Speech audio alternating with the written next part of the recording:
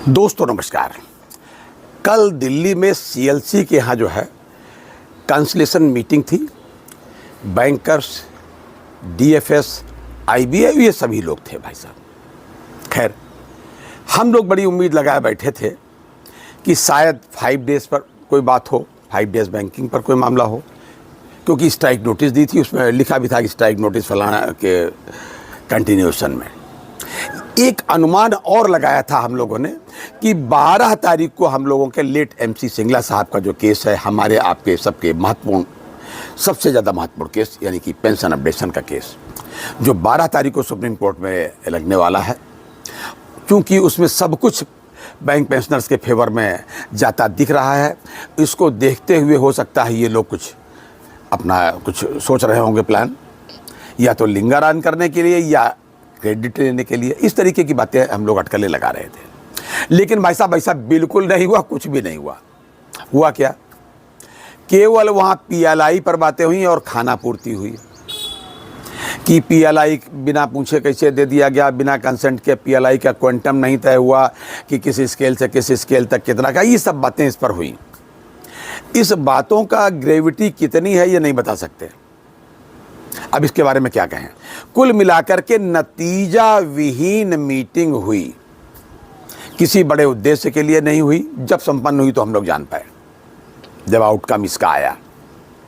एक तो ये बात मुझे आपको बतानी थी। दूसरी बात यह है कि बैंक पेंशनर्स के मामले में भारत सरकार की या डीएफएस की क्या मंशा है, क्या उनका इंटेंशन है, या भारत सरकार की नज़र में बैंक पेंशनर्स की क्या औकात या हैसियत है, वो बताना चाहता हूं आपको एक पत्र के माध्यम से। भाई साहब, मामला यह है कि कल प्रश्नकाल के दौरान एक सांसद महोदय मिस्टर केवी रेड्डी, तेलंगाना से आते हैं ये, और भारतीय जनता पार्टी के ही ये सांसद हैं। इन्होंने वित्त मंत्री महोदय से एक प्रश्न पूछा, और वो प्रश्न वो डाल रहा हूँ मैं, डिटेल जो इन्होंने पूछा और या जो उन्होंने उत्तर दिया। 3-4 प्रश्न इन्होंने पूछे थे। उसमें था कि साहब रिजर्व बैंक में कोई अपडेशन हुआ या नहीं हुआ, या कैसे हो, क्या हुआ, उसका क्या रूल्स हैं, या नाबार्ड में क्या हुआ प्रमोशन, माफ़ कीजिएगा, पेंशन अपडेशन के मामले में। फिर अगला प्रश्न था कि क्या पब्लिक सेक्टर बैंक में भी कोई आपने पिछले 32 साल में कुछ पेंशन अपडेशन किया है, यदि हाँ तो ठीक है, और नहीं किया है तो फिर क्यों नहीं किया है। इस तरीके से उन्होंने, या एक और प्रश्न था सप्लीमेंट्री लास्ट में कि क्या कोई प्लानिंग आपके पास है, क्या आप इस पर विचार कर रहे हैं पेंशन अपडेशन करने के मामले में पब्लिक सेक्टर बैंक में, पीएसबी में। इस तरीके सब उनके उत्तर थे। मैंने डाल दिया है कि जो प्रश्नोत्तर है उनका, केवी रेड्डी साहब का। तो इसका उत्तर दिया है वित्त राज्य मंत्री पंकज चौधरी साहब ने।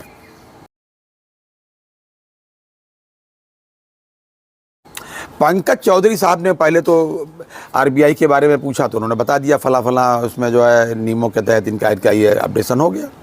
नाबार्ड के बारे में भी उन्होंने बता दिया इस तरीके से अपडेशन हो गई। फिर उन्होंने बताया कि जो पब्लिक सेक्टर बैंक है इनमें पेंशन इस तरीके से दी जाती है, यहाँ से होती है, एसबीआई में इस तरीके से होती है। नियमों का हवाला देते हुए उन्होंने अपना उत्तर दिया जो उनको देना था। फिर उन्होंने बताया कि इनके यहाँ कोई अपडेशन की बात नहीं है। ये भी पूछा गया था उनसे कि साहब आप क्या कर रहे हो, क्या दे रहे हो अपडेशन के नाम पे। तो उन्होंने बताया कि भाई देखिए, इनके यहाँ इन नियमों के तहत जो है पेंशन दी जा रही है पब्लिक सेक्टर बैंक में, और इसमें पेंशन अपडेशन का कोई प्रोविज़न ही नहीं है। ये उन्होंने साफ लिखा है भाई साहब, साफ बोला है, उत्तर में छपा हुआ है। ये ऐसा उन्होंने साफ कह दिया।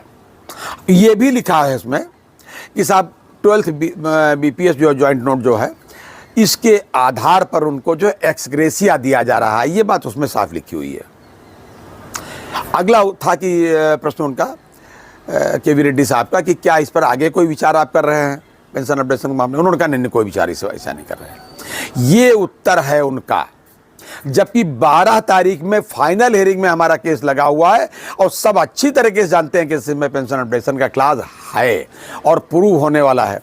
लेकिन सरकार की मंशा को भाई साहब क्या कर सकते हैं आप, क्योंकि अभी तक सरकार को हमने केवल बैंक वाला बताया है, लेकिन ये नहीं बताया कि हम वोट बैंक भी हैं।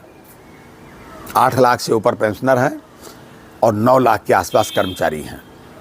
इतना तो ही है, उनके परिवार हैं, उनके संबंधी हैं, मित्रगण हैं। कितने हो सकते हैं। और हमारे जो काम हैं जिसमें जनता हमारा समर्थन करती है, हरित क्रांति भी इसी बैंकर्स की वजह से आई है। इसके पहले जब नेशनलाइजेशन पहले हरित क्रांति वगैरह कुछ नहीं हुआ करती थी भाई साहब। ये सब हमारे साथ हैं, तो हम वोट बैंक हैं कि नहीं कहीं, ये सरकार समझ ले इसको। खैर, मैं इसलिए केवल बता रहा हूं कि 12 तारीख को हमारा जो MC सिंगला साहब का केस लगा हुआ है, महत्वपूर्ण के सबसे बिल्कुल फाइनल हियरिंग में, बल्कि उसी दिन निर्णायक दौर में है भाई साहब। बैंक पेंशनर्स के हित में फैसला होने ही वाला है, मैं आपको बता रहा हूं। और आज इनकी स्थिति यह है क्योंकि इनको इनके वकील बता देते हैं, ये अपने पढ़ते उड़ते नहीं हैं। नेताओं का मामला भाई साहब मैं क्या कहूँ, ये कितना पढ़ते हैं, कितना इन्होंने गहन अध्ययन किया मुझे नहीं पता, लेकिन जो इनके वकील साहब बताते थे, बताने वालों की पूरी टीम इनके पास रहती, बहुत बड़ी फौज है इनके पास वकीलों की, सरकार के पास क्या नहीं होता। और आदरणीय तुषार मेहता साहब तो इनके सॉलिसिटर जनरल ऑफ इंडिया हैं, विद्वान आदमी हैं, तो अपने तमाम तरीके उनके पास होते हैं। सरकार की अपनी ताकत अलग होती है, कानून अलग होता है। ये बात, इसका फैसला होगा 12 तारीख को सुप्रीम कोर्ट में जी। तो ये बात केवल इसलिए बताई कि हमको लोगों को 12 तारीख के लिए बैंक पेंशनर्स को, एराइज को और बैंक पेंशन के अब जो मुकदमा है, जो केस है, इसको जो लोग देख रहे हैं जी, डॉक्टर सिंघवी साहब, शिवाराम जी और अन्य लोग, इन सबको और अधिक होशियार हो जाने की ज़रूरत है और चाक चौबंद रहने की ज़रूरत है, बिल्कुल अलर्ट होने की ज़रूरत है, क्योंकि इनकी नीयत ठीक नहीं है। भरपूर प्रयास करेंगे लेकिन हारेंगे ज़रूर, ये मैं आपको बता देता हूँ जी। बिल्कुल हारेंगे, पक्का हारेंगे भाई साहब। और बैंक पेंशनर बिल्कुल विजयी के बिल्कुल किनारे हैं, जीत के बिल्कुल आसपास हैं, ये मैं आपको आश्वस्त करता हूँ। इसलिए प्लीज़ आपसे रिक्वेस्ट करता हूँ कि ये अभी तक का अपडेट था, और आप जो कि बैंक पेंशन अपडेशन होने ही वाला है, तो आप प्लीज़ अपनी सेहत का भाई साहब पूरा ध्यान रखिए। अगली बार फिर किसी अपडेट के साथ मिलता हूँ, किसी बेहतर अपडेट के साथ मिलता हूँ, क्योंकि 11 तारीख यानी कि कल रात तक 12 तारीख की डेट क्या स्थिति क्लियर हो जाएगी कि 12 तारीख को हमारा केस किस नंबर पर लगा है, कितने बजे तक सुनवाई होने की संभावना है। तो कल फिर मिलते हैं, तब तक के लिए इजाज़त दीजिए। जय हिंद, जय भारत, नमस्कार।